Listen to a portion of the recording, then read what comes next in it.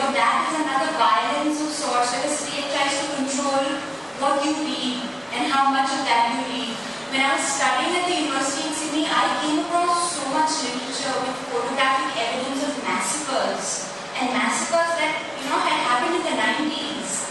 So it's not like it happened way back when and it got lost. It's all there, but you are not allowed to access it. So that, again, it's a violent form of controlling, it's like manufacturing consent. You will get to read this much and you will decide about the conflict based on what you know. And what you're allowed to know is not even like the tip of the iceberg. For example, if you look at the history of Kashmir, you have to go back to the UN resolution to see what India has put down. Impact of violence, and I have seen it, I think in other parts of the world. It's not violence of any nature by any set of actors, state, non-state actors, have the same impact that the others spoke about. You have generations, and I'm thinking more than half of the African continent will not be able to come out of where they are today because of the nature of violence that the people in the continent have suffered. It's impossible to create a society that is emancipated, that is free, and with that kind of violent past, because it gets embedded into the nature. It is impossible. So that for me continues to remain a question as to how do we go about creating these violent-free spaces with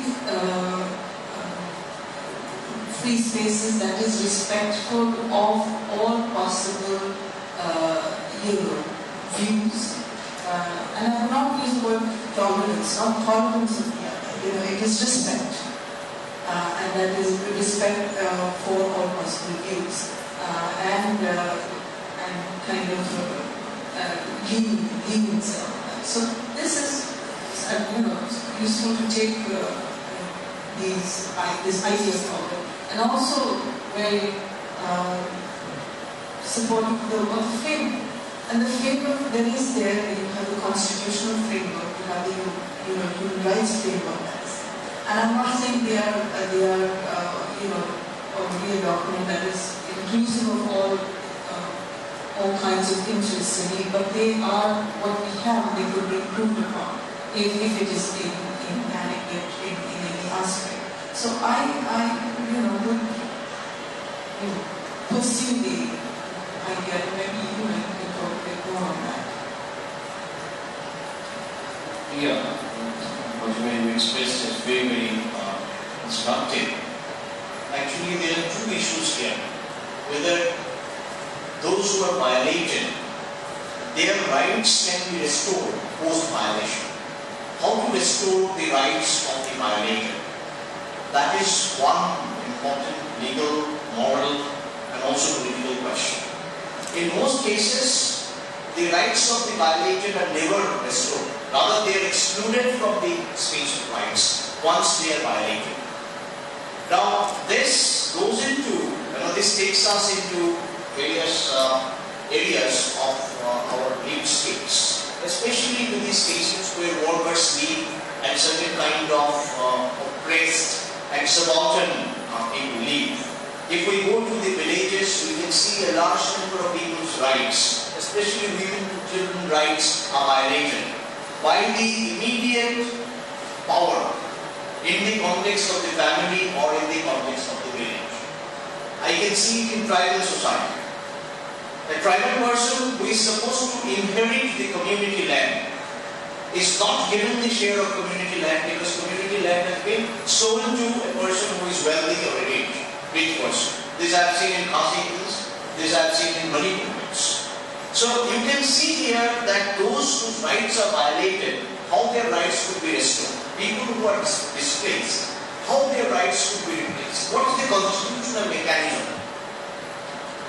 We are not very sure about. Even if you think of Supreme Court of India, Supreme Court has recently appointed a committee under Justice Santosh Hegde.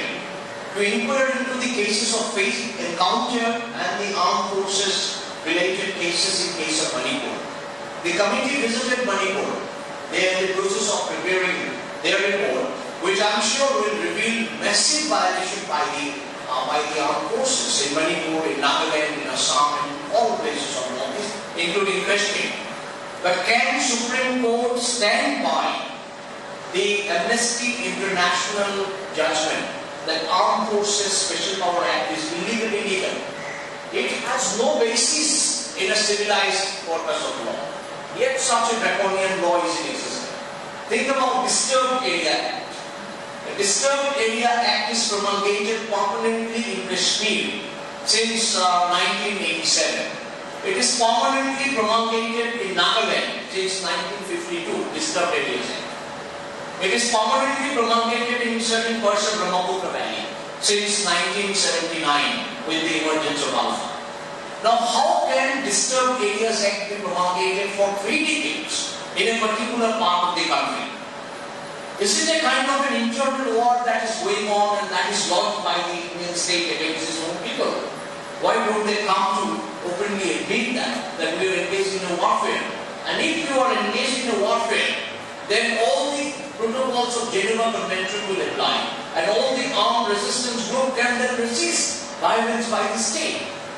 Why are you not only creating lots of instances of violence, but also you are preventing any possibility of violence being faced by giving impunity, by giving shelter to the violators? And why aren't you restoring any basic right of those who have been violated? These are the many questions in the context of India which we must raise. I think I need to say, because one is that I might be misunderstood. When we talk of violence, we necessarily also have to talk of non-violence. And please remember that non-violence is also a form of resistance. So when we advocate revolutionary violence, it does not, in fact, most of the time, if you even take the Maoists actually, most of the time they are practicing a politics of non-violence rather than violence. What gets reported in the press are the violent acts. And in fact here, when we talk of non-violent political resistance, behind this is the notion of witness. The notion of witness.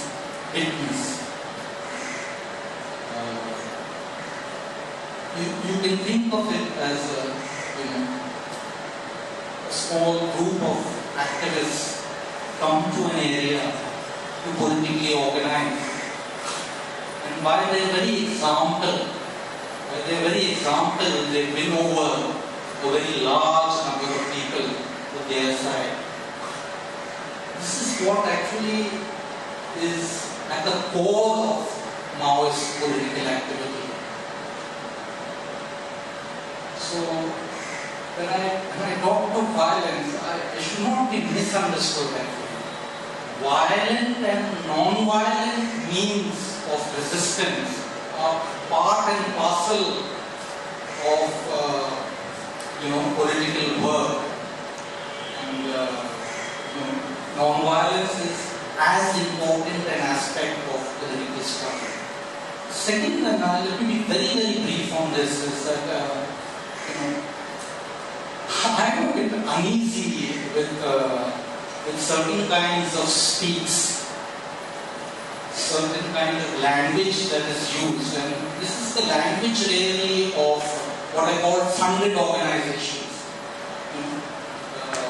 I'm an old-fashioned Gandhian in this respect actually, in terms of my approach to voluntary work. But in today's world, face it or not actually, there are people being paid to be activists. There's a whole sort of funded organizations. And they have a different kind of speak, And one of the speak is, non-state actors and, words like this.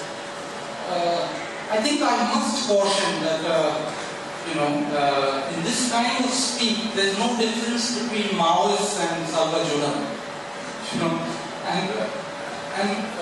One has to be very, very careful when such analysis is made. There's a whole Human Rights Watch report on southern Chhattisgarh that you might like to look at in this respect. Salva-Judam, actually, the whole idea really began when Lal Krishna Advani was the Home Minister at the center. Right in 2002 and 2003, you look at the annual reports of the Ministry of Home Affairs, you see this idea being floated and so on. And when the Congress government, the Congress-led UPA government came in 2004, they took it up again. It was really a state-funded, state-sponsored, state-supported vigilante group. So please don't equate, we tend to make the non-state actors. Please don't equate Salva-Judam and Marx. Why is this important? Because when you take something absolute, it's very easy to state and then human rights. But what my observation has been of human rights is that human rights actually is about giving impunity to the governments. In the long run, human rights is a very long run process. I am in actual practice I myself engaged with human rights. The discourse is always of rights. But the actual practice is a long run. Look at the conviction rate of I'm not surprised that nothing of that past was not here. But look at the conviction rates. It's just 5%. It's long run. This discourse is long run. So, if you talk of impunity and human rights, they actually go together. I don't see a tension. Because this has to be a long run process. To be delivered like that. So, it's important that you be patient and take violence as a form of political community. It has to go on like that. And then, of course, all these talks give us good material to think about violence in that. As I said, violence as a form of political communication. I would give it my time. And also what Govinda said, and I would like to tell you, violence is not just actual acts of violence, of me pushing you, beating you up, killing you. Fear of violence is as important as yours. It's this continuous fear of violence is much more dangerous than the actual threat of violence, because this is what continues the delivery of injustice, reproduction of it, as continues. I think the word violence has been used in two very different senses this morning. One was very clear. Well, I would like to thank our panelists who made time, to engage us, to share with us, to be here. Thank you so much for taking time out for us to do that. I would also like to thank our audience for being here. I mean, even if it's a small gathering, it's a very engaged and interested gathering. What matters is not always the numbers, to how interested and how engaged we are. And I would also like to express my thanks, to our moderator, Dr. Suryakant Varmare. I mean, he tortured me with very long emails about the format of the panel discussion, the bios and everything, but he was very kind. So I'd like, Swati to present a memento to him. Thank you so much. I'd like to, thank very importantly our principal sponsors for the event, the Central Bank of India, and special thanks to Mala Narayanan, who is the branch manager of the Devanad branch of Central Bank of India. And I would also like to thank, the staff of TISS who, really made sure that we got the venue on time today. The mics were in order. We had water bottles on our tables. And I would like to thank all those who were involved in Ibteda, especially my fellow members in the panel discussion committee, Rasika, Meher, Swati, Sandeep and Suraj. Thank you so much.